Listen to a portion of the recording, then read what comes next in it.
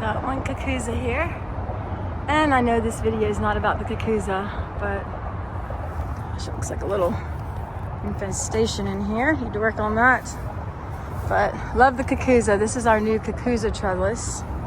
And it gets to live by our feature creature, which is the Mirliton. And today is, it's July 1st, 2025. It's about 8:21 in the morning. Nice and cool, actually. No, I wouldn't say cool. Okay, it's cool for July. It's probably in the low 80s. I don't really know. But here's the Mirliton. I have still not gotten one bit of fruit. I seem so consistent with that out here. Not sure why. I wonder if I need to add minerals or something like that. I know Lance and I have talked about this, and some vines will put out fruit and some not. And then this one, when it has put out fruit, it in the spring once or twice, it just didn't taste as good. It was a little harder, and I don't know, there's something about it that wasn't special. But it's looking good. We got a little debris here that we're gonna have to remove and some snails. But I've been traveling, but it looks nice and healthy overall, I feel like. And should give us a nice little crop in the fall. And so here it is over here as well. And need to get some of these lovelock vines out of this. But here's the other little trellis. Gotta kill the lovelock. But here it is in here. So again, this is like in the Morning Glory family, I think. And it's a strangler, but we'll get that today. And yeah, so just a little overview of the garden. This is a little kids area, a mud kitchen kind of area that Hayne McLeish is working on. Mud kitchen and just a whole kind of kids section over here. And obviously the cucuzza. We got turmeric over there, blackberries. Blackberries didn't do so great this year, but man, the plums knocked us out of the park. Knocked itself out of the park. Super great amount of plums. The turmeric is looking gorgeous. Got amaranth all over the place coming from that car. Still some onions out there. I'll let those dry today and collect them. And putting up, our fence is rotten. We probably need another fence. I'm probably gonna have to take away our little pickets, our cute little pickets, and probably get something higher and more boundary setting, maybe. Not to exclude anyone, but just kind of set our boundary. My sweetgrass isn't looking too good. I don't even know where it is now, or if there's any left, but I'm just kind of hoping it's taking a break with the heat and that it'll pop back up. I'm kind of afraid to weed because I don't want to disturb anything. Little car is doing okay. Goji berry. And we got Tara down there, and this is like japonica, something like that. I got it from a guy in Louisiana. This is just really taken off, and I think we'll do some Tara/poi fermentation. Hi, Max. Let me finish this up, see what they need. Good morning, Max. It's good to see you, Max. And all these little treasures that we get from the anonymous junk man that I just love. I love this little chair now. Snails and all. I'm gonna have to cut that back. But here we are over here. This is sunchokes. Somehow they got blown into I don't know what. And we got roselle. We have peppers over here, more peppers over here. This was an Italian dandelion that is not actually in the dandelion family, but they call it that. And nice bitter green leaf. And it's actually in the chicory family, and you can tell by the flowers. But it is called like Italiano or something, chicory. The blue butterfly peas are coming in nicely, and that's so happy, makes us so happy, as is the roselle. So two of my bases for a lot of my dried flowers and teas are roselle, hibiscus, and the blue butterfly pea. The zinnias are outstanding. They are so happy to be alive, and as you notice, I went primarily with reds, but we got some pinks in there too, and just really popping up. Bee balm, more peppers, rosemary.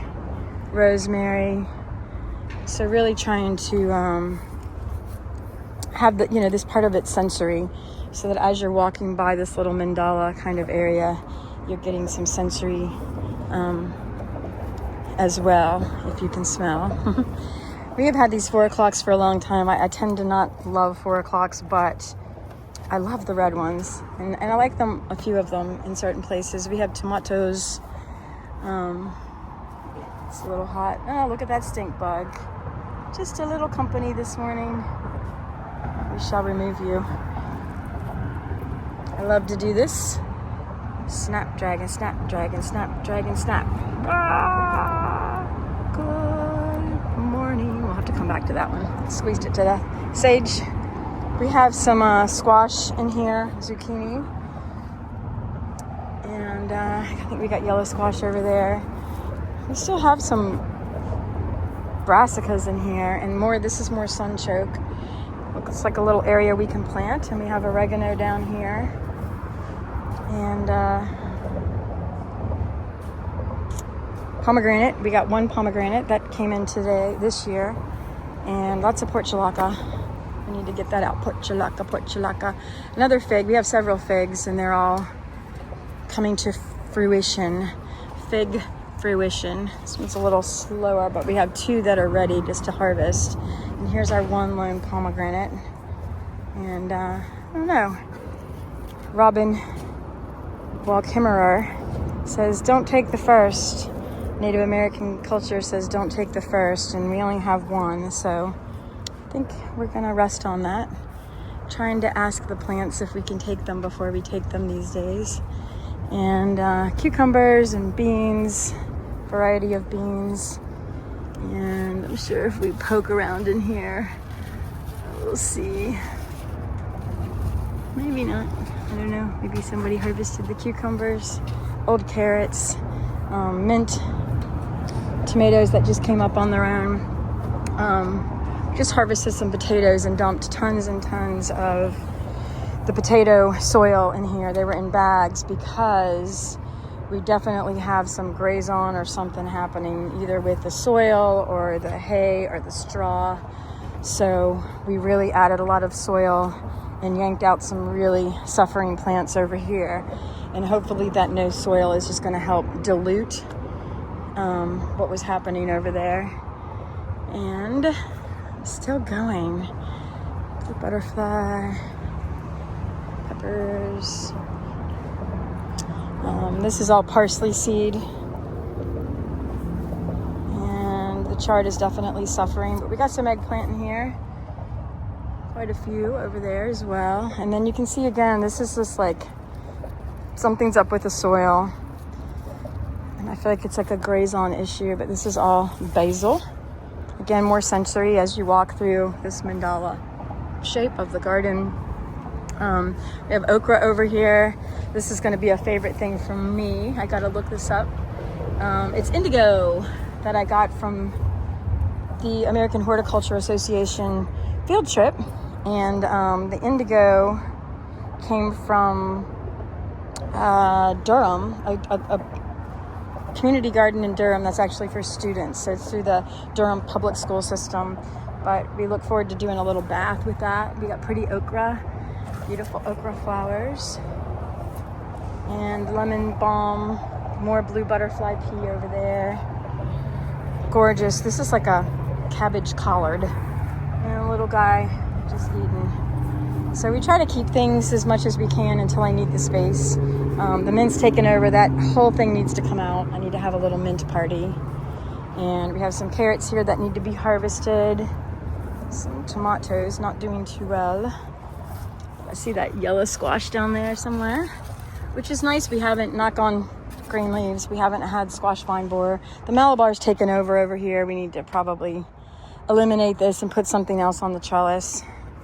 More celery. We have a whole celery garden. You can see the roselle is beautiful. It's doing great. Almost at 10 minutes here. So acorn squash over there. I love the car. The Corvera. Her name is Corvera. And more basil and alyssum and nasturtium. and old okra and new okra and sunflowers, gorgeous sunflowers. And ferns. The ferns have taken over nicely in the car, and that's all celery. Looking a little puny as well, but the bananas are doing okay. And these are things we just need to get in the ground. And then we have sunflowers over here by the dragonfly. This is a nice little 10-minute check-in. If you stuck around with me, thank you. I'm Elizabeth, the steward of From the Ground Up Community Garden. Our garden is definitely a sanctuary and not a playground. Here's our honeybees over here. And hoping everything works out with these guys. That back fence is their flyaway. So it's gonna guide them back into the garden. And Lance is our apiarist beekeeper. And then here's some, I'll leave you with the figs, because there's a lot of figs in here. There's some right up there. There's some right there. And we have some figs on the front of the property as well, on the north end. So have a lovely day. Beautiful summer. Sunflowers are coming up over there. And everything's looking pretty good. That apple tree will probably be phasing out. We'll have to see. The willow is just gorgeous. It's the last thing I will show you. We got milkweed over here, and then I have a little art project going on over here. So if you can see my woven little oracle. And then I'm building a fence down here that kind of traps in, and we're just throwing a lot of our things in here now. So you can see old brassicas. Once the seeds are gone, I like to try to, again, keep things as long as I can keep them, but once the seeds are gone and the flowers are gone, we're just kind of adding it to this, especially as we need more space for more things. So there goes Max. And of course we have our wind flags and our wind phone. Lots of love out here. They're repairing a fence over there. And I keep saying I'm gonna leave you, and then I just don't. But this will be a good thing over there. It's Paul and Patrick, and I don't know where Patrick went. But anyway.